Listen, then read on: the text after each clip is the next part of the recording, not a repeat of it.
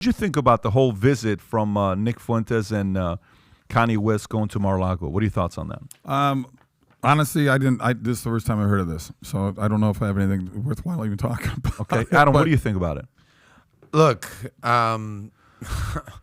this was not a good look for Donald Trump. Okay, so Trump's been known that if someone likes me, I like them, right? Like that's sort of his thing. If he says nice things about me, I like them now, right?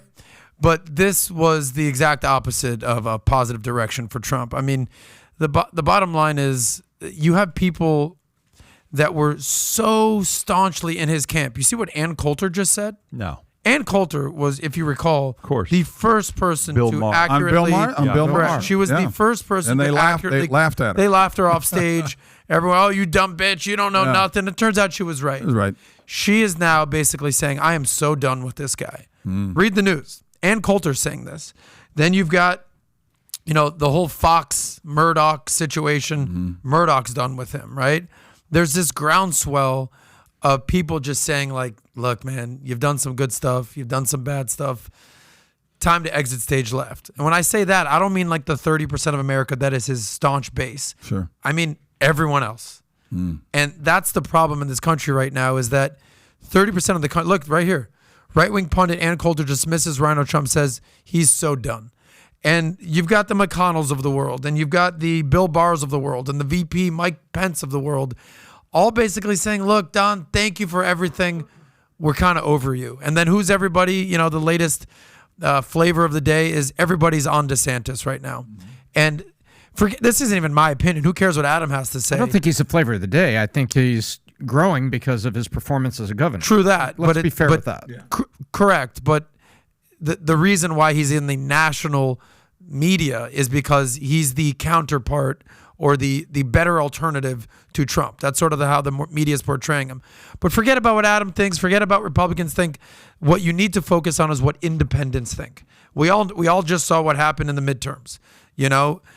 Republicans were supposed to run away with this thing, were they not? Like it was supposed to be a bloodbath, what they call it a red wave.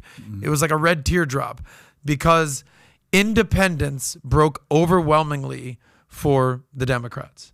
And if you want to win in this country, we say this all the time. Which is still shocking to me. Well, but here's my point, Kevin. If your vote was counted. Don't be shocked if it happens again, right? And if you want to, for me. But how bad does it have to get? I mean, under Biden, how bad does the country have to get for somebody to go, I don't know. I'm not really in the complaining business. I'm in the just looking at the facts business. Right now, they just did polling. Do you want Trump to run again? 80% of Republicans said yes. 90% of Democrats said no, right? Obviously clear. But 60% of independents said no. That's the number you need to look at. So if he loses, don't be like, well, what? Don't you get it? We're energy independent. There's this clamoring for basically Americans saying, thank you so much. Please exit stage left. So if he loses again in 2024, because he'll likely get the nomination unless there's something goes terribly wrong, you already have the answer there. But back to the Nick Fuentes thing. I don't know Nick Fuentes. I don't know much of his content, but we talked about a narrative. We talked about the narrative even when we talked about Patrick Mahomes the other day. His narrative is he's going to win the big game. And that's exactly what happened when he played against the Chargers. The narrative of this guy, Nick Fuentes, is that he's a white nationalist and a Holocaust denier. So that's the type of person that you're having at Mar-A-Lago. And there's no vetting process. So just Kanye shows up like, hey, Kanye here. Not sure if you've heard what I'm doing in the news these days, but pretty much hate the Jews. Trying to go DEFCON 3 on the Jews.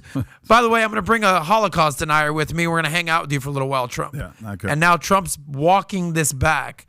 And last point, I say that my friend that I reference all the time, he's the biggest Trump MAGA guy in my life. Joe, I'm talking about him. He texted me the other day. He goes, I'm officially done with Don Trump. I said, what are you talking? When I say, Kevin, if you think you're a hardcore Trump supporter, he's going to make you look like a woke liberal. That's how hardcore he is. He said, yeah, I can no longer support this guy who's basically hanging around with Holocaust deniers. Yeah. So this is, when you're losing guys like that, that's not a good sign. Yeah, let me read you what Trump said here. So I help a seriously troubled man who just happen to be black, yay, Kanye West, who has been decimated in his business and virtually everything else, and has always been good to me by allowing his request for a meeting at Mar-A-Lago alone so that I can give him very much needed advice. He shows up with 3 people, 2 of which I don't know. The other, a political person who I haven't seen in years. I told him, don't run for office, a total waste of time, can't win. Fake news went viral, went crazy. So that's the response. Now, But he's calling Kanye troubled. Great. And by the way, Kanye was on Tim Pool yesterday, right? Was it yesterday or day before? Yeah, Something like that. He walked off. He walked off because he within the wouldn't first let him 10 talk minutes. shit about Jews again. Yeah, he walked off within the first 10 minutes. And who was on it? Milo was on it and Nick was on it. So that's the crew, the 3 of them that are together going around talking about what they're talking about. I don't know. Look, here's a couple things that is not a good idea.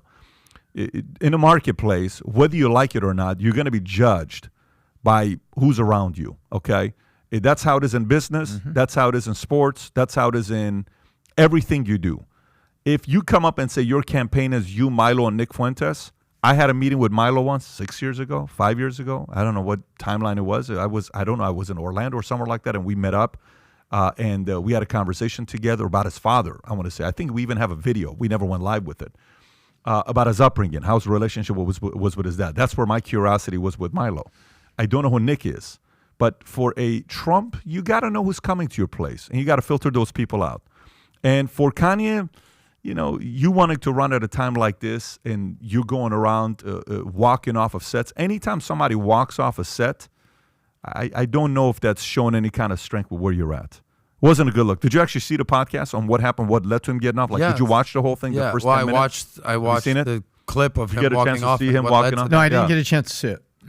I don't know. But so we're talking about a couple different things here, but all the stars are aligning with Kanye, this guy Nick Fuentes, coming to Trump. So it just seems to me like, if we can go to Kanye for a second, like, what is he trying to prove here? Like, okay, you have a beef with certain people in the music space or in the business world who happen to be Jewish. Believe me, I'm Jewish. It's not like I'm getting these phone calls to discuss Kanye's label. It's not all Jews are painted in this broad brush. These are these people you're doing business with. And the reason you're doing business with them is because they probably invented the company. Like, they forgot that Jews, you might know this better than me, Kevin, invented Hollywood. They invented stand-up. It's not like they just were plucked out. All right, Jews, you run it. The Warner Brothers. They started the business. Yep. Shout out to Brian Callen for informing me of all this stuff. But like, you're like, what's your beef? What's your point? You want to expose the people that started the company that happen to be the people that you have a beef with. But so Kanye, if there's anything I could say about Kanye, musical genius, no doubt. But we talked about his blind spots. Narcissist, not able to just basically heed advice. Who's in your ear? Stuff that we talk about all the time here.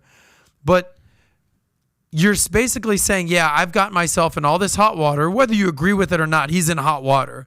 And you're saying, let me go bring this white Christian nationalist, white supremacist, what he's labeled as, Nick Fuentes, around with me everywhere now. Let me take him to Mar-A-Lago and destroy my relationship with Trump. Let me bring him on podcasts and basically, and if you're this guy, Nick Fuentes, and Kanye wants to take you all around, what are you going to say? Of course. He loves the sign me up, bro. Free pre. My name's all over the. But I tell you one thing as well. And there's certain labels that hurts. It's career-ending labels. Just so you know. Anti-Semite, racist, a white supremacist, a white nationalist, a pedo, add any of this stuff, right? Mm-hmm. These labels are being dropped. A Nazi, they're being dropped left and right, and you just a bigot. These are very powerful labels that people put on you. It's an incredible strategy to do with anybody because immediately 99% of people who don't know who that guy is, they're going to be like, oh, that's what he is? Done. I'm moving on. There's a misogynist? Done. I'm not talking to you. That doesn't have to be proof at all. Yeah. So to me, in that part, I've never watched a single piece of content of Nick Fuentes. I have no idea. How many times have you guys brought him up as potentially somebody to have on the podcast?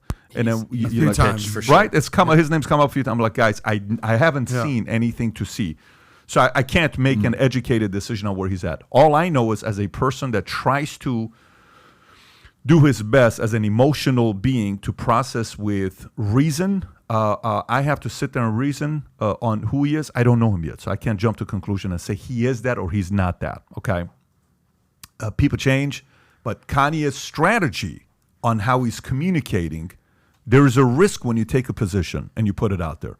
Trump took a risk when he said, the borders, all these people are coming across, they're rapists, they're this, they're that. That statement came with a lot of risk, and it was on him the next 6 to 12 months to sell everybody on why that's a risk. And then Americans said, okay, yeah, let me tell you why we need to build a wall. And first reaction, everybody's like, what?